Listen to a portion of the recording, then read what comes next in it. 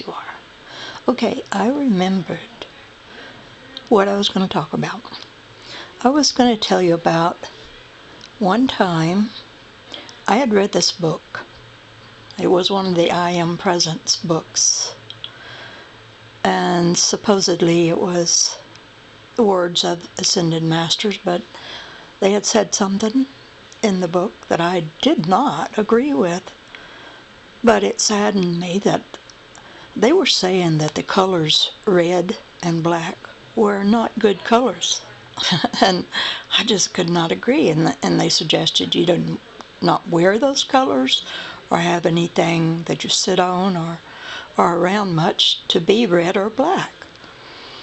Well, being kind of a heavy person, I like wearing black because it's slimanizing. Anyway, I did not like that. And so my husband Bob and I, we went to a place to eat, a little Dairy Queen-like place. And I had this crown on. I call it a crown. It's made out of paper, and it's made out of the story I tell about the dove. I fold it to a certain place called the diamond stage, and I could put them together where 144 of them makes a thing that looks like a crown with stars, and you put it on your head. And this was a small one, so I wore it out to that restaurant or Dairy Queen-like place.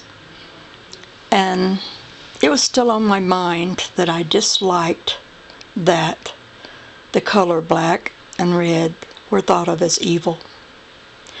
So I'm sitting there at a table, and there's other people, and I have that hat on, and two women were sitting close by, and they called me over to their table because they wanted to ask me about what I was wearing. So I told them, I said, there is a story associated with this called the Dove Story, and I could tell it to you if you wouldn't mind hearing it. And they wanted to hear it.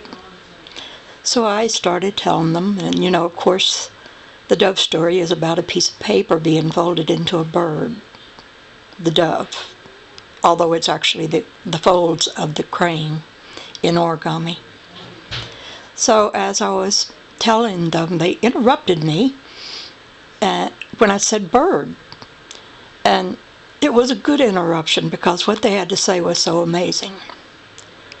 This woman said, we had these birds in our community that were red and black, and everybody hated them. They thought they were ugly birds, and nobody liked them. But it just so happened that some of our favorite trees were infested by a kind of insect that was killing the trees. And these birds were the only birds that liked to eat that insect. And because of the red and black birds eating the insects infesting these trees, the trees were saved. And she always said she liked how pretty the red and black birds were. And so I was like, oh wow, here I am thinking about red and black, and she tells me this bird story, a true experience in her life, about red and black birds. And so I used to think, maybe that woman was there not by accident, but on purpose. It could have been one of the Ascended Masters, for all I know, come to tell me that, red and black were good colors. Because that's what I thought afterwards. I thought, I'm letting go of that thought. There's error in that book or something. Because you don't condemn colors. And that was such a wonderful revelation. Now, I've had other experiences with things that were, synchronistic. When I first met my husband, this was our first date. He took me to the mall. There was a movie in the mall, and we wanted to see that movie.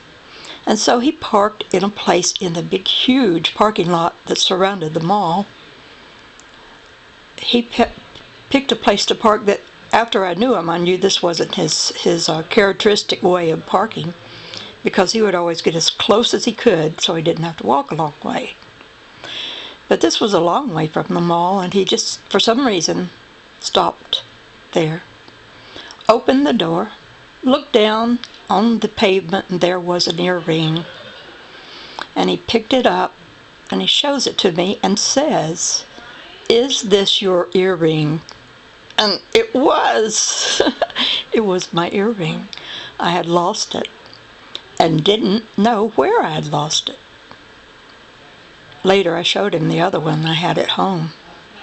He was kind of amazed and a little bit scared, because he thought, wow, who is this woman? You know, we had a lot of experiences like that. But I knew he was the one for me, that was more than a coincidence. That was deliberate. And we had a little help with that one, I do believe, from sources that probably wanted us to get together, because we had a pretty rough time of it there, because he moved so much. He was a contractor, a computer expert who could go to a job. It was supposed to last a year, but he would finish up so quick that he'd have it done in 6 months, what they mostly wanted him to do. And sometimes he intuited what the problem was when there was millions of things, literally millions of things, to have to look through to find the source of the problem. And he would intuitively be guided to it. One time, he went to a company, and they had 4 problems, and Bob was a great mathematician. And they told him their math problems that they had not solved, and it had been 4 years they were trying to solve these. And when they told him what the 4 were, right away, Bob tells them the answer to one of the hardest ones of them without thinking.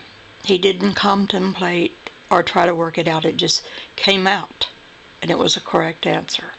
It even scared him, because it just came out of the blue. He knew the answer, but he didn't know why he knew it, because usually he would have to do some calculations, but this just came out.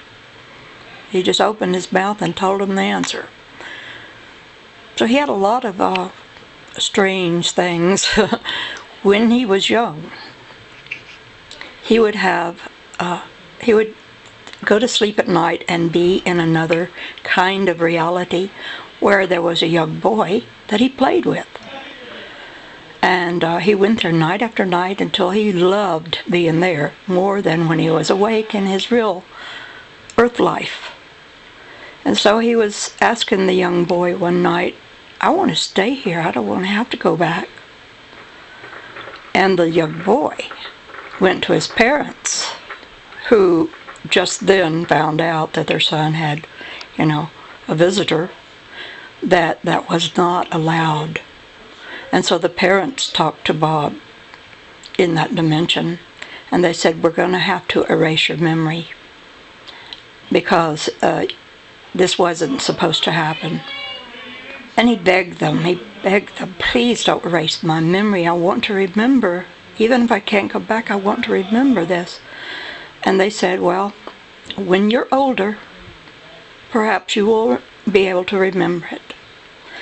So Bob didn't remember this until he was older, and then he remembered it.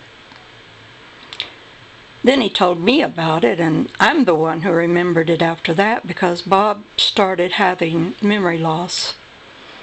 It wasn't like Alzheimer's. It would be that, like, all at once. He would forget who he was, where he was, why he was where he was, and he was looking for a job in Los Angeles.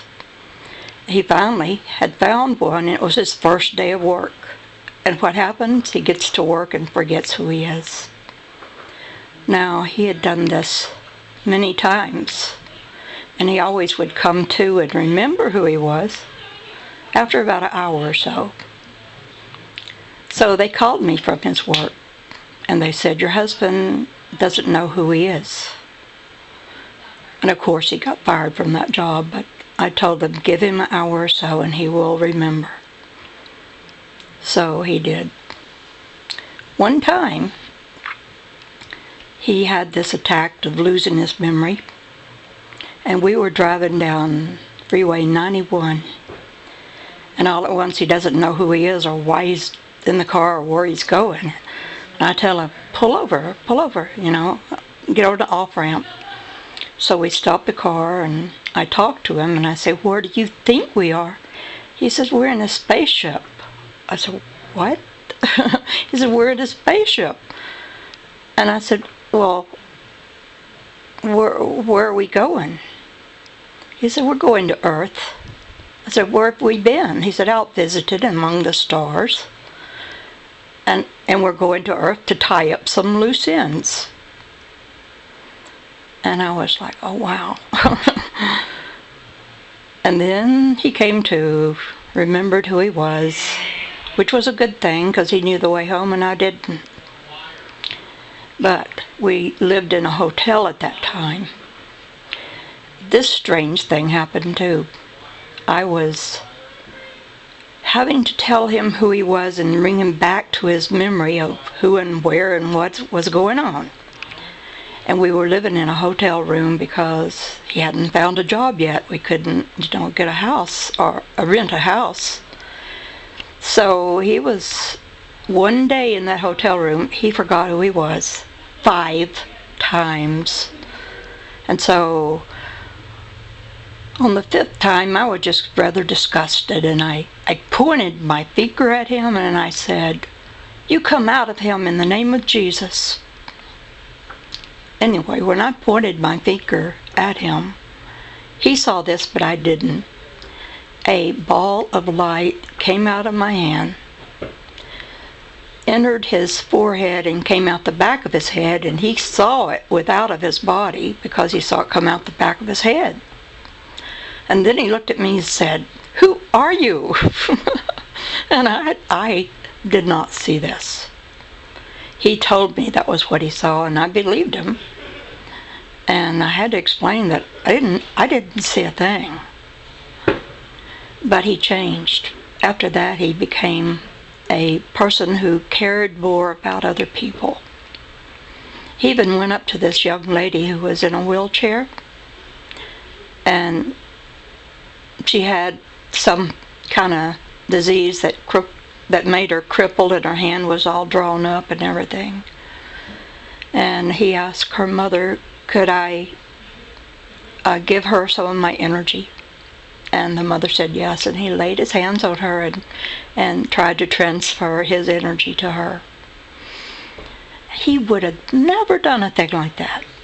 But after that ball of light went into him and out of him, he changed. He became much sweeter. He had been kind of harsh, a little bit, not to me so much, but he became so mellow, and so easily he would cry over a movie that did not even touch me as far as emotionally, but he'd be over there listening to it crying. So whatever that was, it made him more sensitive, and I didn't notice that. We have so many experiences, Bob and I miss him a lot. But I still talk to him. And even though he's passed on, I can talk to him anytime. And you might think, well, that's just in your imagination, and that's where it is. But that's where we use our imagination when we do something like talk to the deceased. And it's not a bad idea. Everybody could do it if they would, but they have to believe in their own imagination. Anyway, this is the Dove Lady. I just thought I would relate all this to you tonight. Talk at you later. Bye-bye for now.